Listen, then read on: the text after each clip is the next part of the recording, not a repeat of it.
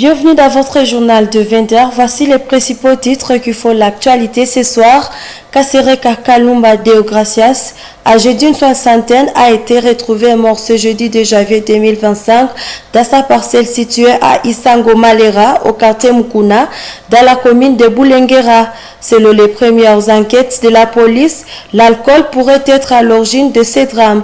Face à cette situation, le chef du quartier Isaac Kavota appelle la population à plus de responsabilités, notamment à limiter la consommation d'alcool. Ce jeudi 2 janvier, la synergie des mouvements citoyens, groupes de pression et autres structures de la société civile de Butembo ont organisé un point de presse en marge de la commémoration de la mort du colonel Mamadou Ndala. En République démocratique du Congo, ces cadres de l'armée congolaise s'est vu accorder une journée nationale chaque année pour honorer son travail face à l'agression congolaise par les ennemis de la paix. En ville de Butembo, cette plateforme a lancé une campagne de récolte de vivres et de fonds afin de soutenir les éléments de forces armées de la RDC, FARDC. Tout pour le sommaire, les détails dans un laps de temps.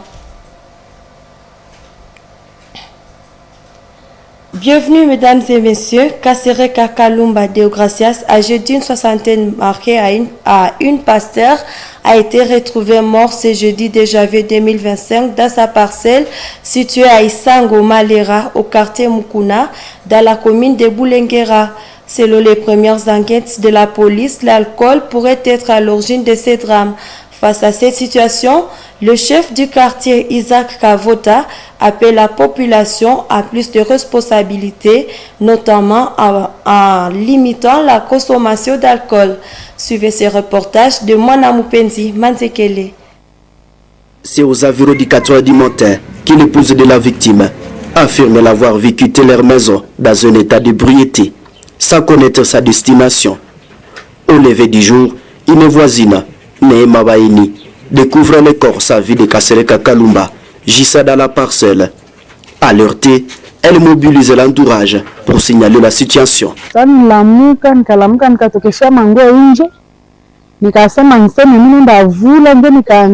suis réveillé le matin. Je voulais le suivre les habits. Alors je vis le corps de papa gisant sur le sol. Je fais l'alerte des autres voisins. Nous nous sommes dit d'abord chercher le chef de 10 maisons qui a fait également appel au courant qui ont réveillé alors ceux qui sont dans la parcelle, mais qui ne savaient pas aussi la situation.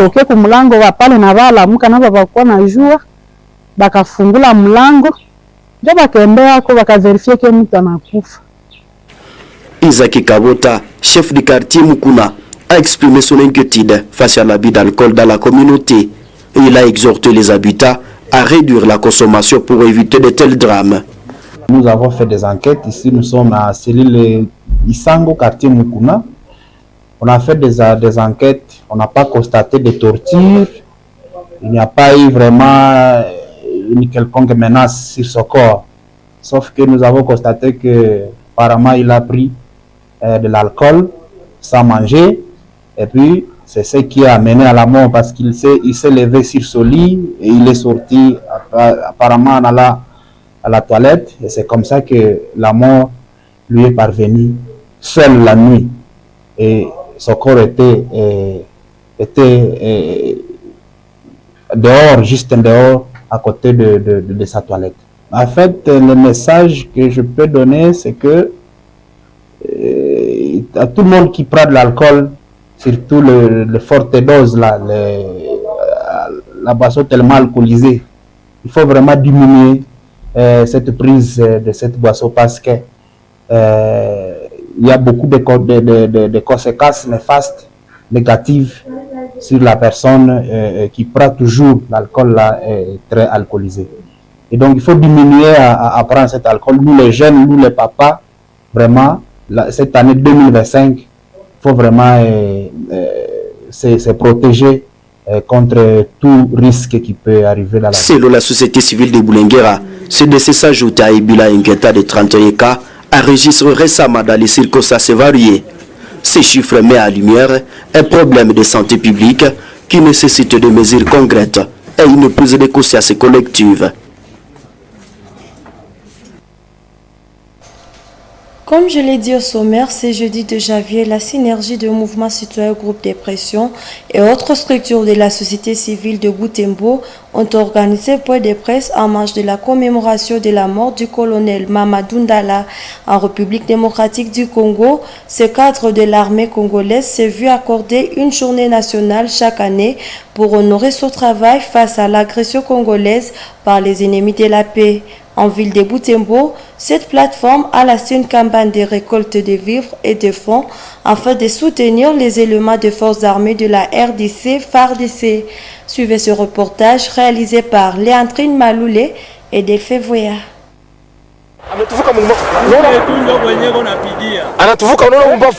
Nous avons plus de 800 personnes kidnappées à Pamui Forêt. C'est notre devoir de libérer des degrés et des forces. Chaque 2 janvier, la République démocratique du Congo se souvient des décès dignes fils à la personne de Mamadou Ndala Moustapha et l'ancien cadre des forces armées de la République démocratique du Congo, FARDC. La mémoire du héros national congolais qui s'était donné corps et âme pour décrocher la victoire face aux rebelles du M23 dans la partie est de la RDC en 2013, où les défis de la guerre persistent, a été aussi salué à Butembo ces jours-ci. Dans un point de presse organisé par la synergie des mouvements citoyens, groupes de pression et autres structures de la société civile de Butembo ce jeudi 2 janvier 2025, la mort des patriotes colonel Mamadou Ndala, le 2 janvier 2014, a été soulignée comme un exemple parfait du patriotisme. Frank Mukenti, porte-parole de cette synergie, a expliqué qu'il est encore possible d'avoir un combattant déterminé comme le colonel Mamadou dans l'armée de la République démocratique du Congo, FARDC. Nous avons très bien que Mamadou a été tué après avoir fini cette question de M23. Et aujourd'hui, cette question surgit avec vraiment un autre engouement, jusqu'à ce que ça change d'ampleur et le Rwanda lui-même s'y manifeste vraiment visiblement. C'est-à-dire que nous sommes dit, en tant que population, nous devons nous aligner tous, mobiliser tous derrière cette guerre pour voir comment éliminer, comment mettre fin à ce que ces ennemis de M23 soient en train de chercher, ces ennemis rwandais sont en train de chercher dans notre pays, à notre terre. Nous sommes des Congolais, notre pays nous appartient, c'est le sol de nos ancêtres. Devant les professionnels des médias, cette plateforme a annoncé qu'elle lance une campagne de récolte de vivres et de fonds au soutien au FARDC. Une campagne qui va débuter ce vendredi 3 janvier pour une durée de 2 semaines. Ils ont payé leur contribution. C'est ce que nous, en tant que la synergie, nous sommes dit, à partir d'aujourd'hui, nous appelons toute la communauté, toute la population de la ville de Butembo de se ranger derrière ceux qui sont sur les lignes de front à donner ce compris. Nous sommes en train de nous organiser en tant que synergie. On va sillonner toute la ville, certains emplois, et pour demander les contributions de tout et chacun. Nous allons passer partout pour que la population toute de la ville de Butembo puisse démontrer son engagement. Parce qu'à Butembo, il n'y a pas de traite, à ce que je sache, et que celle-ci est en train de gérer la victoire de nos FARDC, la victoire de la RD Congo. Selon Frank Mukenti, la récolte de ces faux et vivres destinés au FARDC est un vœu d'accompagner le FARDC pour achever la mission entamée par Mamadou Ndala, celle de mettre hors temps de nuire l'ennemi qui tente d'envahir les territoires congolais. Éducation à présent, 2 mois après avoir suspendu leur grève, les enseignants du syndicat des enseignants du Congo, SIECO Butembo, dénoncent l'inaction du gouvernement qui n'a pas tenu ses promesses de répondre à leurs revendications. Réunis ce jeudi 2 janvier 2025, ils ont évalué la situation et envisagent une assemblée décisive le dimanche 5 janvier pour choisir entre reprendre les cours ou retourner à grève de ce lundi 6 janvier. Le syndicat déçu par le manque de progrès prépare également des mesures pour renforcer ses stratégies internes. Plus de détails dans ce reportage des promesses Mouyana. Lors de leur réunion au siège du SIECO au quartier Kitoulou, les enseignants ont débattu sur des divers aspects en termes d'évaluation de la suspension de leur grève depuis le 31 octobre 2024. Pendant cette réunion interactive ce jeudi 2 janvier, les enseignants ont regretté qu'aucune de leurs revendications n'ait été prise en considération par le gouvernement. Cela malgré les engagements pris en octobre 2024. Sous la modération de leur secrétaire, ils ont convaincu de se retrouver le 5 janvier pour une ultime décision collective, entre recommencer les cours et reprendre leur grève dès le lundi 6 janvier. Nous avons été à l'école et nous avons très bien presté, et donc c'était sous condition. Il fallait aller à l'école, commencer à aller à l'école, et on avait dit, dans 2 mois, il fallait que les zones salariales soient, en tout cas, qu'on puisse avoir seulement un seul salaire dans la République démocratique du Congo. Il fallait aussi uniformiser la prime de gratuité. Et cela a été expérimenté pendant 2 mois. Aujourd'hui, nous constatons à la fin de ces 2 mois, nous sommes 2 janvier 2025, nous constatons que rien n'est fait. Et donc, si rien n'est fait, comme c'était déjà dit dans nos assemblées précédentes, nous avons envisagé recommencer une grève sèche. Nous disons aujourd'hui que nous reviendrons ici dimanche 5 pour une réunion de prise de décision. Alors, dimanche 5, les enseignants vont se prononcer pour ou contre la grève sèche qui commencerait lundi 6. En parallèle, le SIECO a discuté des moyens de renforcer son influence syndicale. Les enseignants comptent notamment solliciter davantage les représentants de Butembo au Parlement pour défendre leurs intérêts après la session budgétaire. Parce que nous nous adressons surtout à nos élus nationaux. Nous avons pensé que nous aurons la réponse de l'honorable Janine Katasoire, nous aurons la réponse de Mpoussa Nyamwisi, nous aurons la réponse de Rémi Mukweso, et enfin nous aurons la réponse de Mbindoule Mitono. Et alors, nous allons demander une petite question tout simplement, ce qu'ils nous ont réservé pendant la session budgétaire. Parce qu'il est dit qu'un honorable doit restituer à sa base lorsqu'il est à vacances. Les syndicalistes avertissent que leur patience a des limites et qu'ils se préparent à répondre fermement à toute nouvelle promesse non tenue. Cette situation illustre le mécontentement croissant des enseignants qui réclament depuis longtemps des améliorations concrètes de leurs conditions de travail et de vie. Leur décision, attendue ce 5 janvier, pourrait marquer un tournant pour le secteur éducatif.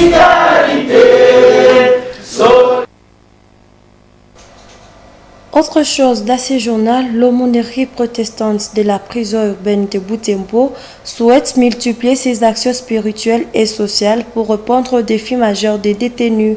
En plus de ces campagnes annuelles d'évangélisation, il nourrit ses projets d'avenir, notamment la création des villages agricoles pour soutenir les détenus rejetés ou à difficulté face aux besoins qui demeurent, créant notamment avec l'insuffisance alimentaire qui a touché plus de 1400 prisonniers en 2024.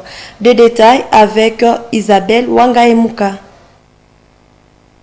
L'aumônerie protestante de la prison urbaine de Butembo, tenue par l'église adventiste du 7e jour, se plaint de la précarité de la situation des prisonniers dans cette maison carcérale. Même si depuis 1999, cette église intervient régulièrement à la prison urbaine de Butembo et n'a jamais pourvu aux problèmes de cette maison carcérale. L'aumônerie salue l'apport de certaines institutions, dont l'hôpital adventiste de Moutiri, qui a contribué durant 2024 en envoyant des médecins pour des consultations et des techniciens de laboratoire pour des analyses médicales. En 2024, plus de 800 prisonniers ont bénéficié de ces services. Cependant, la prison fait face à des sérieux défis, notamment l'insuffisance alimentaire due à l'augmentation du nombre de détenus estimé à plus de 1400 à la fin de l'année 2024. Les prisonniers ne mangent souvent qu'une fois tous les 2 jours. L'aumônier de la prison de Kakwangura appelle les bienfaiteurs à accroître leur soutien pour améliorer les conditions de vie des détenus. Dans ces perspectives d'avenir, l'aumônerie de l'église adventiste prévoit d'acquérir un espace d'au moins 500 hectares pour construire un village agricole. Ces projets visent à encadrer les détenus rejetés par leur famille ou en incapacité de se nourrir, tout en produisant des denrées alimentaires pour la prison. Ces initiatives s'inscrivent dans une volonté d'offrir des solutions durables aux multiples problèmes rencontrés par les détenus de Kakwangura. Santé à présent, le docteur Trésor Benda, chef du centre de transfusion sanguine de la division provinciale de la santé, antenne de Butembo, lance un appel aux autorités compétentes de voir comment rétablir la paix à l'est du pays. Il rapporte que son service a eu des difficultés à intervenir dans des zones sécurisées, telles sur l'axe Mango-Régipa. Il a dit au cours de l'évaluation annuelle faite mardi 31 décembre dernier. Nous vous proposons de les suivre.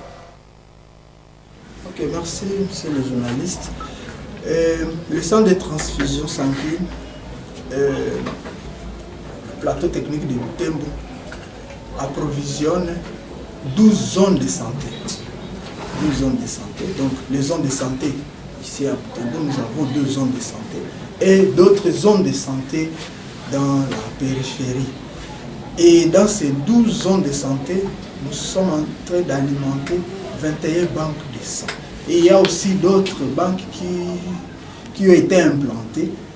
Et en 2025, nous allons alimenter 25 banques de sang. Et nous avons un défi. Nous ne parvenons pas à approvisionner ces 21 banques de sang dans ces 12 zones de santé parce que nous n'avons pas de donneurs. Et il y a des zones de santé qui sont éloignées. Et malheureusement, vu l'insécurité, nous n'avons pas pu atteindre ces différentes zones suite à l'état sécuritaire. Et la paroisse Santa Maria Stella Maris de Musea fait face à des défis majeurs liés au sous-effectif de prêtres et à la lenteur de l'évolution de projets de construction des secteurs. Lors d'une séance de travail tenue le 27 décembre 2024 avec des agents de la radio Moto Butembo Beni, le curé l'abbé Kabuyaya Mishira Wedastus a plaidé pour une augmentation du nombre de prêtres afin d'améliorer l'évangélisation et de mieux répondre aux besoins des fidèles. Suivez ce reportage de Sacré Kangiti.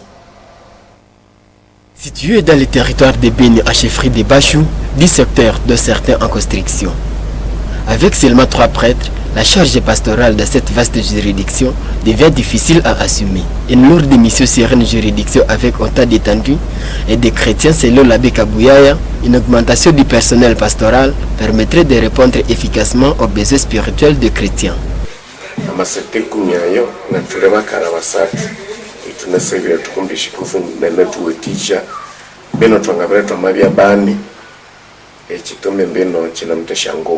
Malgré ces défis, le curé salue la dévotion des fidèles qui contribuent au progrès des travaux de construction, notamment grâce à leur sacrifice.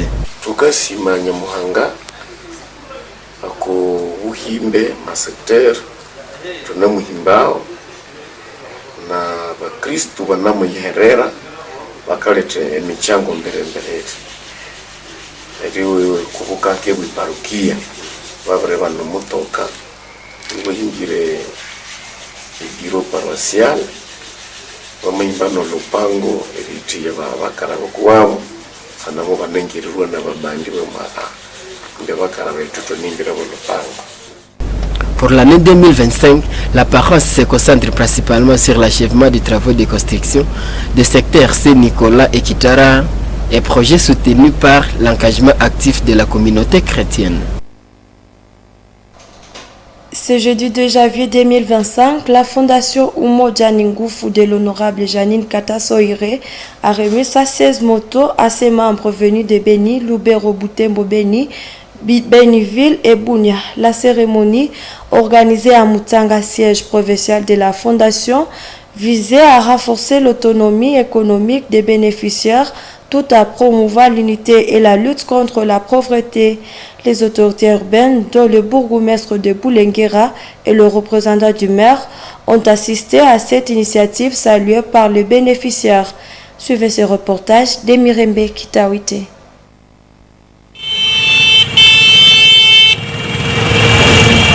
Les festivités ont débuté par une caravane motorisée dans les principales artères de Butembo, aboutissant à Mutsanga, où se trouve le bureau de la coordination provinciale des écoles et centre conventionné de la fondation Umoja Nguvu. La fondatrice, honorable Janine Katasohire, a officiellement remis les motos devant une foule nombreuse et les autorités présentes.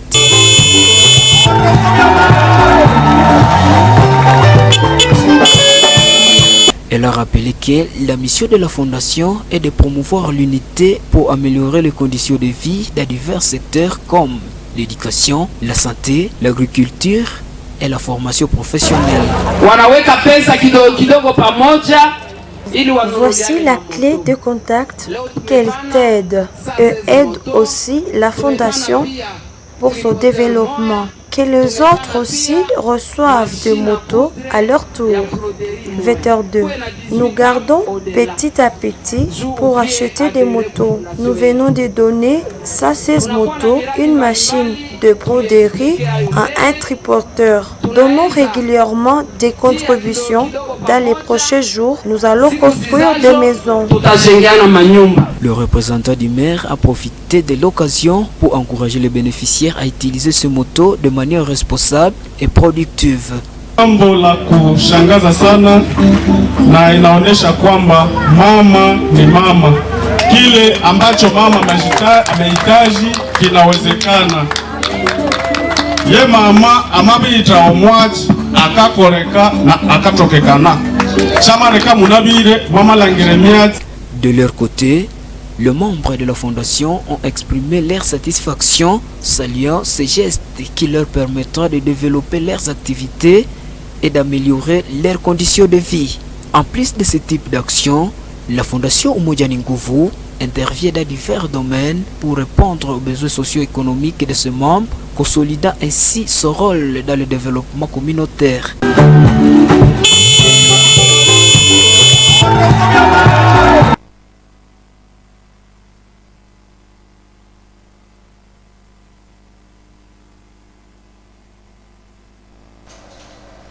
Nous sommes à la fin de cette édition. Merci de nous avoir suivis. Au revoir.